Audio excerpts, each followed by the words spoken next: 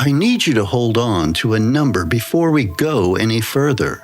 6 weeks. That's how long a mother has been separated from her children. Her daughter is 9 years old. Her son is 6. They're living with their father right now, in a house full of people who belong to an organization called The Threshold, the same organization that is funding the legal effort to keep those children exactly where they are. The grounds for the hearing, as filed, cite Neva's association with an outside investigator as evidence of an unstable and potentially harmful home environment. That investigator is me. My name is Ward Calloway, and I need to be honest with you about something before this case file goes any further. I have covered a lot of ground in these investigations. I have been rewritten and resonated and used as a vessel for things I still don't have clean names for. I have sat at a kitchen table with 2 hours missing from my memory and driven home from a coastal town with 3 hours gone from my record. None of it has felt like this, because none of it has had a 9-year-old girl and a 6-year-old boy in it. This is Case File 4, and if you've been listening to these from the beginning, I need you to understand that what I'm about to tell you is the point where I stopped being able to tell myself I was imagining it.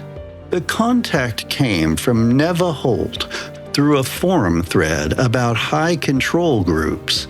She wrote 3 careful paragraphs about her husband, Brennan. He had joined an organization called The Threshold 14 months earlier. At first, the changes were things she could have lived with, more focused, more decisive.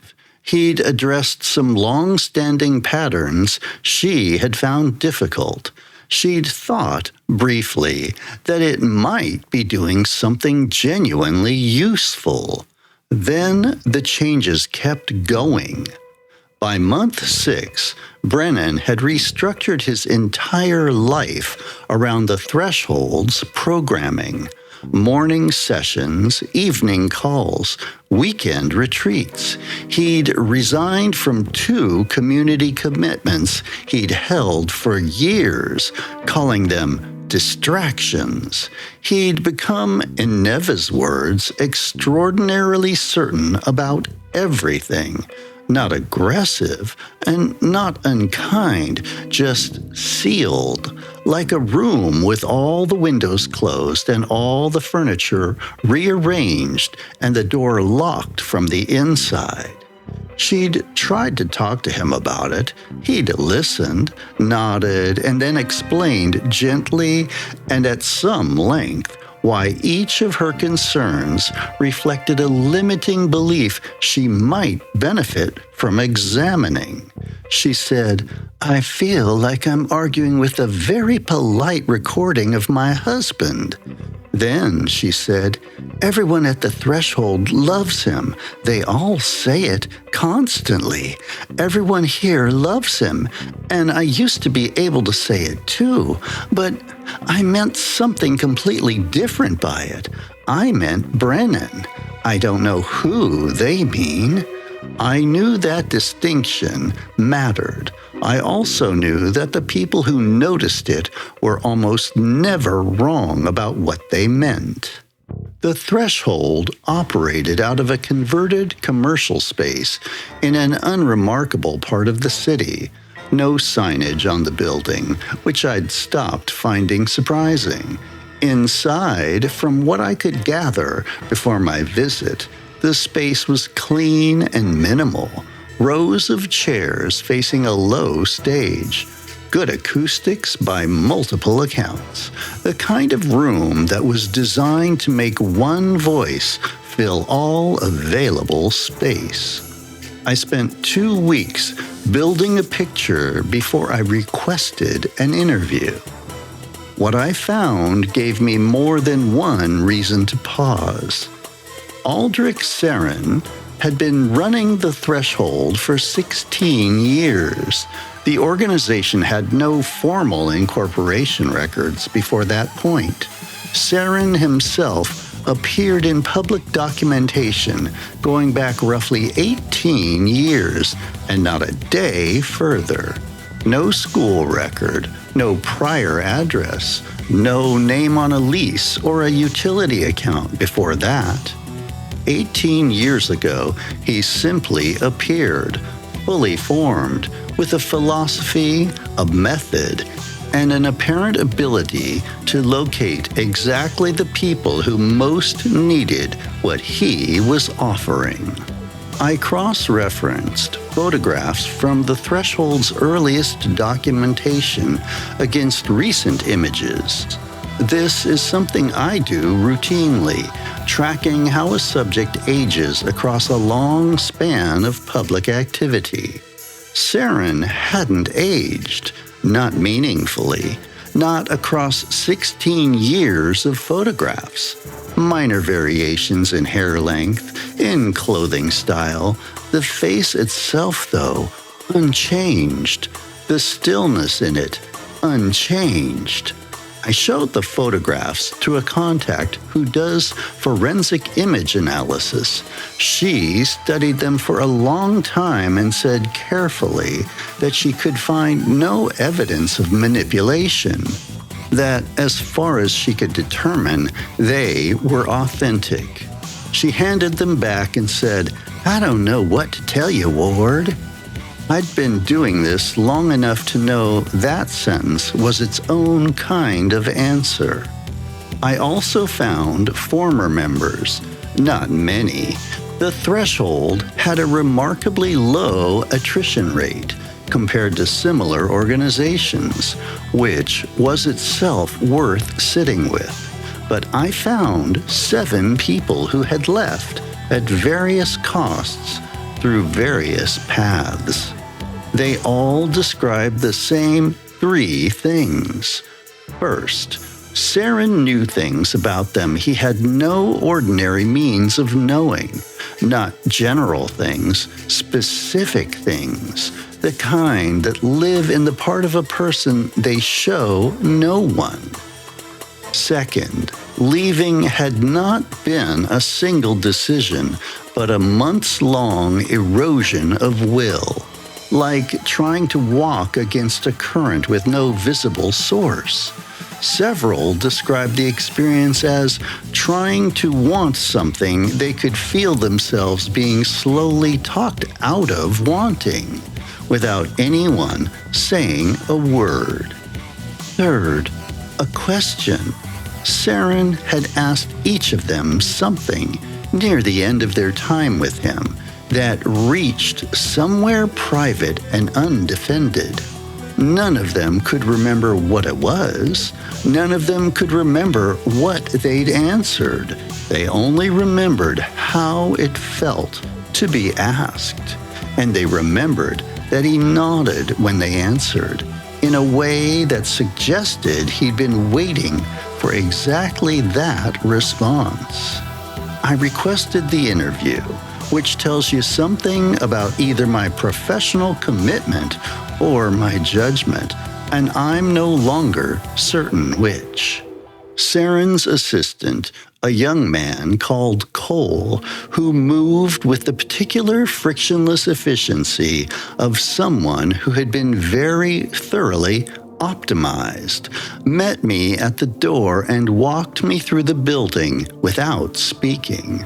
The space inside was exactly as described. Clean, minimal, rows of chairs facing the low stage. The kind of room that doesn't give your attention anything to catch on, which I was starting to understand was a design choice rather than an aesthetic preference. The meeting room was at the back. Long table, 2 chairs, flat, even lighting, no windows. Serene was already seated when I entered. The photographs had shown me his face. They had not prepared me for the quality of his presence in a room. He was somewhere between 50 and ageless, with dark, very calm eyes, and a stillness that didn't feel like composure. Composure is something people achieve. This felt like something older, something that had been still long enough that movement had become optional rather than necessary. He looked at me when I walked in, and this is the part I've returned to more than any other moment in that room. He looked at me the way you look at someone you already know. Not the polite neutrality of a first meeting, the specific, unguarded recognition of encountering someone familiar. The way your face moves when you see someone you've been expecting across a crowded room before you've had the time to arrange a greeting. We had never met. He said, "Ward, I've been looking forward to this." Not Mr. Calloway, Ward. Before I introduced myself, I sat down, I opened my recorder, and I reminded myself that I was a professional who had sat across from difficult subjects many times.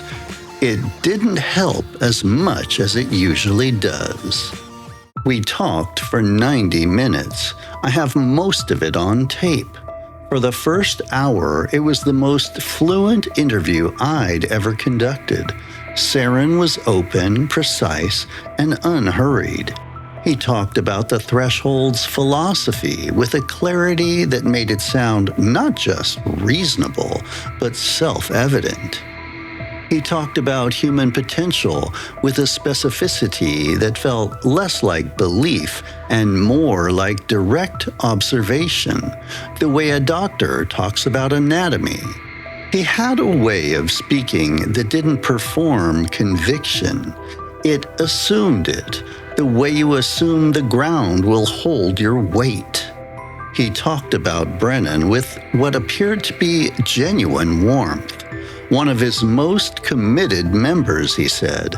That quality of commitment was rare and worth protecting. I asked what protecting it looked like in practice. He said, "It looks like helping someone understand the difference between the people in their life who want them to grow and the people who need them to stay small." He said it looking directly at me. I noted it, and I kept going. Here is something I noticed when I reviewed the recording afterward. In 90 minutes of audio, you can hear my voice, you can hear the ambient sound of the room, you can hear the slight mechanical noise of the recorder itself. You cannot hear Serene breathe. Not once, across 90 minutes. His voice is there, clear and even, but the small biological sounds that accompany a human voice in a quiet room, the barely perceptible rhythm of breath behind words, are simply absent. I've listened to that recording many times. I've had 2 other people listen to it without telling them what to look for. Both of them noticed it independently. Neither of them wanted to talk about it afterward. Around the 70-minute mark, the quality of the conversation shifted. I'm not sure I can describe it precisely. Nothing in the room changed, Serene didn't change, but the interview modulated into something else. The way a piece of music moves into a different key so smoothly, you don't notice until you realize you're somewhere other than where you started. He began asking me questions, ostensibly conversational, but each one landed in a specific location, the way a surgeon is specific. Each one opened something rather than gathering information. He asked about my work, what had drawn me to it originally, whether I found it satisfying. He asked about the cases I'd worked on before this one, whether I felt they'd been resolved. He asked, with no preceding context that should have led there, whether I'd ever considered that the things I investigated might be investigating me in return. I kept my expression neutral. I noted it and moved forward. Then, at the 90-minute mark, I closed my recorder and began gathering my things. The formal interview was over. Cole had appeared quietly at the door to show me out. I was standing, my bag over my shoulder, my recorder packed away, when Serene asked the question. There is no record of it. I want to be clear about that. The recorder was off and in my bag. Whatever he asked exists only in the room where I was asked, and in whatever part of me received it. I'm not going to tell you what it was, not because I'm protecting something, because I can't retrieve it. It's gone. What I can tell you is how it felt when it arrived. It didn't feel like a question. It felt like he reached into my chest with both hands and found something I had buried so long ago and so carefully that I'd stopped knowing it was there. And he had laid it on the table between us as if it had always belonged there, as if he'd simply been keeping it safe until I was ready to see it. I answered him. I know I answered him because I remember my mouth moving and I remember the sound of my own voice. I don't remember a single word I said, though. He nodded, the same way the former members had described, patient, expectant, like someone who had been waiting for exactly that answer and had just confirmed it had finally arrived. He said, I think you're closer than you know, Ward, to understanding what you're actually looking for. I left. I need to tell you what happened in the 3 weeks after that meeting, because this is where the story stops being about what happened to me in a room and becomes something with real, irreversible weight. 8 days after my visit to the threshold, Brennan Holt's attorney filed for emergency temporary custody of the couple's 2 children. The filing cited Neva's ongoing association with an outside investigator as evidence of instability and potential harm to the children's welfare.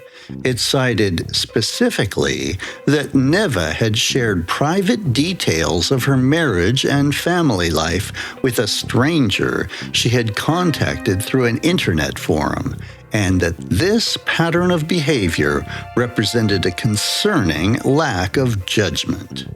The filing was handled by a law firm that, when I looked into it, had represented the threshold in 3 previous legal matters, all of which had resolved in the threshold's favor. The temporary custody order was granted 4 days later. Neva called me the evening it was served. She wasn't crying. That was the thing that got me. She was past crying and into something quieter and harder. The specific register of someone who has just had the floor removed and is still in the air, not yet having processed the falling. She said, "He knew I'd talk to you. Brennan knew. I never told him. I never told anyone. And he filed within a week of your visit." I didn't have anything useful to say to that, because she was right. And because the implication of it, that Serene had known about my investigation and had moved against Neva specifically because of it, using the legal system, using Brennan as the instrument, using my own visit as the evidence, meant that my presence in that room had not been an investigation. It had been a trigger. I asked her what she needed. She said she needed her children. I told her I would do everything I could to help her document what the threshold was, what Serene was, in a way that might be useful in the custody hearing. I've been working on that documentation for 4 months. It is not going well. Every former member I approach about providing a statement finds reasons not to. The will slides away. The current with no visible source pulls them back. One man who had agreed in writing to provide a detailed account of his time in the threshold withdrew his agreement 3 days after I confirmed our interview date. He sent a single message: "I've reconsidered. I think the threshold helped me, and I don't want to be part of anything that misrepresents it." He had been one of the 7 who described the question, who described the erosion of will, who had told me in a 2-hour conversation that leaving the threshold was the hardest thing he'd ever done, and that he still had nightmares about that room.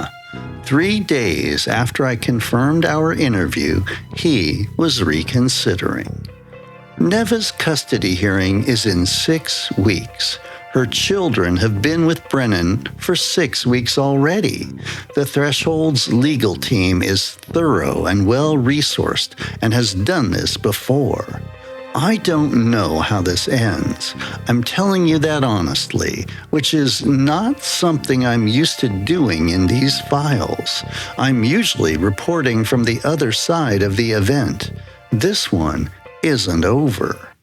Here's what I know about Aldric Serne that I can state with something approaching certainty. He has been running the threshold for 16 years without aging. He knows things about people he has no ordinary means of knowing.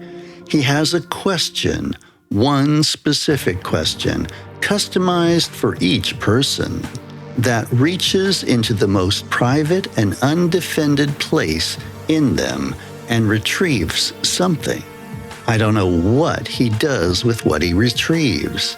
I don't know what he's building toward or what the accumulation of all those private, retrieved things amounts to.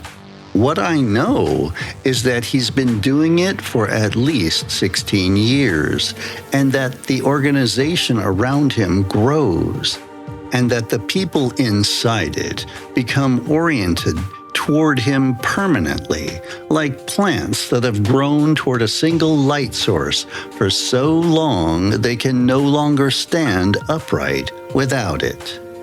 And I know that he knew I was coming before I arrived, that he used my visit as a lever against Neva before I'd had time to file a single note, that whatever I represented to him, an obstacle, a resource, a curiosity, he responded to my presence with a speed and precision that I have not encountered in any other case.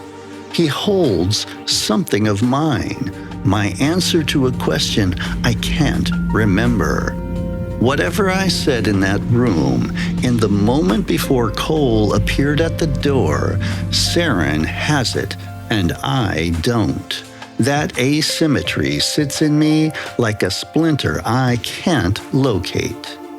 And there are 3 nights, the 3 nights after the meeting, where I dreamed I was back at that table and he was asking me something and I was answering. And when I woke up, I could feel the shape of what I'd said without being able to find the words, like a hand closing on smoke. I haven't dreamed about the threshold since, but I catch myself reaching for that answer at odd moments, wanting to know what I said. The wanting doesn't stop. I think that's what he intended. I still sit straighter than I used to. That's been true since Aldemir, and it hasn't changed. There are still words that surface in my notes that belong to Aldemir's vocabulary rather than mine. Committee, clarified, harmony. I still catch myself mid-sentence in certain conversations, checking that the words are mine, the reflex I developed after Harrow Inlet. These things don't go away, they accumulate. And now there's this, a question I can't remember answering, and a man who can. 2 children who aren't with their mother because I walked into a room and sat down across from something I hadn't fully prepared for. I keep working on Neva's case. I don't know what else to do with that. Ward Calloway, Casefile 4. Status is open. Documentation ongoing. If you've ever been in a room with someone and felt afterward that the room had been more theirs than yours from the moment you walked in, and that whatever you said or did had somehow served their purpose rather than your own, I don't think that feeling is always wrong. I think some people or some things that have learned to look like people are very good at making every room they occupy into exactly that kind of room. And I think the question worth asking, the one I keep turning over, is this: what does Aldric Serne do with what he takes? What is all of it for? I don't have an answer, but I think Casefile 5 might be part of one. Stay careful. Dark Veil here. If you're enjoying this Ward Calloway case file, there are plenty more to listen to. I've got a playlist of them. Check it out at the link above.